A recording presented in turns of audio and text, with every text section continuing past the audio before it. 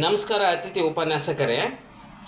ಹೋದ ಬಾರಿ ಒಂದು ಆಡಿಯೋ ಬಂದಿತ್ತು, ಅದು ನಾನು ಮಾತಾಡಿದೆ, PhD ಬಂದಿದ್ದೆ ನಾವು ಮತ್ತು ನಮ್ಮ ಕೊಲಿಗ್ ಅವರು.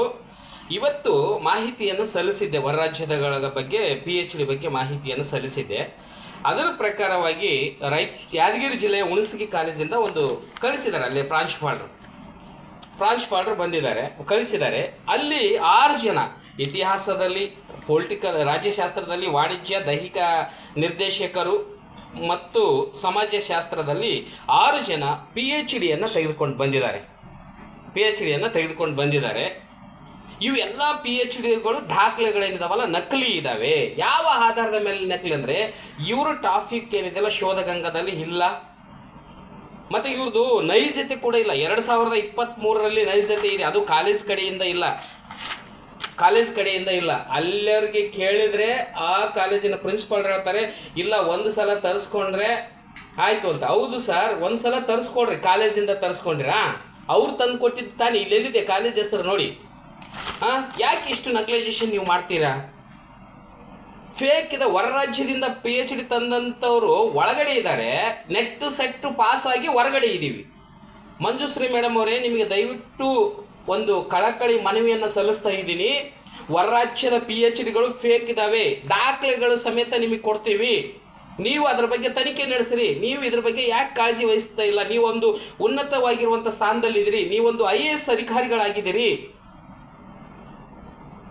ಇದೊಂದು ದೊಡ್ಡ ಜಾಲ ನಡೀತಾ ಇದೆ ಈ ಭಾಗದಲ್ಲಿ ಹೊರ ರಾಜ್ಯದ PhDಗಳ ಬಗ್ಗೆ. ಅದರಲ್ಲಿ ಇನ್ನೊಂದು ವಿಶೇಷತೆ ಏನಂದರೆ, ಕೆಲವು ಪ್ರಾಂಶುಪಾಲರು ಕೂಡ ಇದರಲ್ಲಿ ಭಾಗಿಯಾಗಿದ್ದಾರೆ. ಅದು ಯಾವ ರೀತಿಯಾಗಿ ಅಂದರೆ, ಪಾಪ ಅವ್ರು ತಪ್ಪಲ್ಲ, ಅವರಿಗೆ ನೈಜತೆ ಅಂದರೆ ಏನು ಗೊತ್ತಿಲ್ಲ. ಕೆಲವರಿಗೆ ಅವರು PhD ಏನು ಬಂದಿಲ್ಲ. ಯಾಕಂದರೆ 2009ರಲ್ಲಿ ಕೆಲವರು ಅಪಾಯಿಂಟ್ ಆದಂಥವರು 2017ರಲ್ಲಿ ಅಪಾಯಿಂಟ್ ಆಗಿ ಬಂದು ಸೀನಿಯರಿಟಿ ಮೇಲೆ ಪ್ರಾಂಶುಪಾಲರಾಗಿದ್ದಾರೆ. ಅವ್ರಿಗೆ ಗೊತ್ತಿಲ್ಲ. ಇವ್ರು ಏನಿದಾರಲ್ಲ ಅತಿಥಿ ಉಪನ್ಯಾಸಕರು, ಇವರು ಕೊಟ್ಟಿರುವಂಥ ದಾಖಲೆಗಳನ್ನೇ ಅವ್ರು ತಗೊಳ್ತಾ ಇದ್ದಾರೆ. ಇವ್ರು ಶೋಧಗಂಗದಲ್ಲಿ ಮಾಹಿತಿ ಇಲ್ಲ, ನೈಜತೆ ಸರಿಯಾಗಿಲ್ಲ. ಅವರು ಮತ್ತೆ ಈ ದಾಖಲೆಗಳನ್ನು ಕೇಳಿದವರು ನನಗೆ ಪ್ರಶ್ನೆ ಮಾಡ್ತಿದ್ದಾರೆ, ನಕಲಿ ಅಂತ ಹೆಂಗಂತ. ಇಷ್ಟಾದ್ರೆ ನಕಲಿ ಆಗಲ್ಲ, ಇಷ್ಟಾದ್ರೆ ನಕಲಿ ನೈಜತೆನಾ ಪ್ರಾಮಾಣಿಕವಾಗಿದ್ದಾವ ಹೊರ ರಾಜ್ಯದ PhDಗಳು? ಆಮೇಲೆ ಇವರು PhDಯನ್ನು ಮಾಡಿದಾರಲ್ಲ, ಇವ್ರ ರಿಜಿಸ್ಟರ್ ನಂಬರು ಆ ಯೂನಿವರ್ಸಿಟಿಯಲ್ಲಿ ಚೆಕ್ ಮಾಡಿದರೆ ಅಲ್ಲಿ ಇಲ್ಲ. ಆ ಭಾಗದಲ್ಲಿ ಆ ಯೂನಿವರ್ಸಿಟಿಯಲ್ಲಿ ಇವ್ರ ರಿಜಿಸ್ಟರ್ ನಂಬರ್ ಇಲ್ಲ, ನೋ ಫಂಡ್ ರಿಸಲ್ಟ್ ಅಂತ ತೋರಿಸ್ತಾ ಇದೆ. ಎಲ್ಲಿಂದ ಬರ್ತಾ ಇದ್ದಾವೆ? ಎಲ್ಲಿ ಜಾಲೆಯಿಂದ ಬರ್ತಾ ಇದ್ದಾವೆ?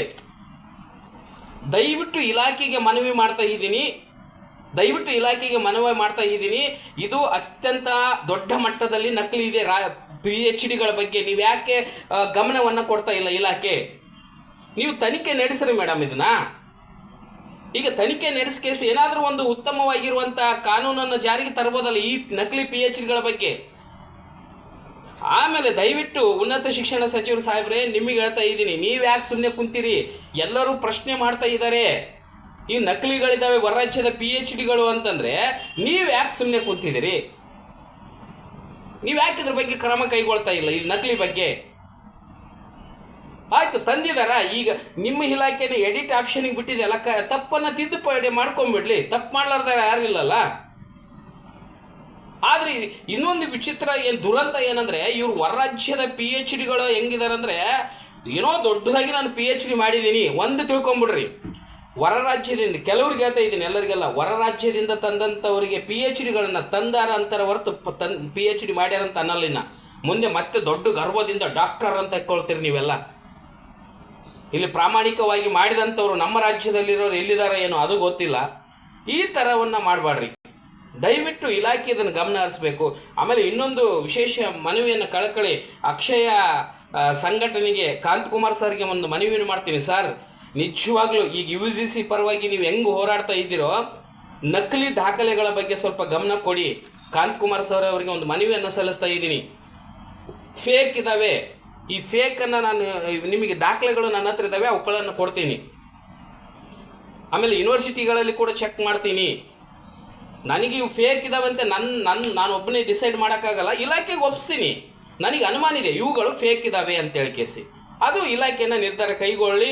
ಇದನ್ನು ಎಲ್ಲರೂ ನಿಮ್ಮ ಸಹಕಾರ ಇರಲಿ ಅಂತ ಹೇಳ್ತಾ ಇದ್ದೀನಿ. ದಯವಿಟ್ಟು ಇವೆಲ್ಲ ಫೇಕ್ ಇದ್ದಾವೆ, ಇದರ ಬಗ್ಗೆ ಕಾಳಜಿ ವಹಿಸಿ ಅಂತ ಹೇಳ್ತಾ ಇದ್ದೀನಿ.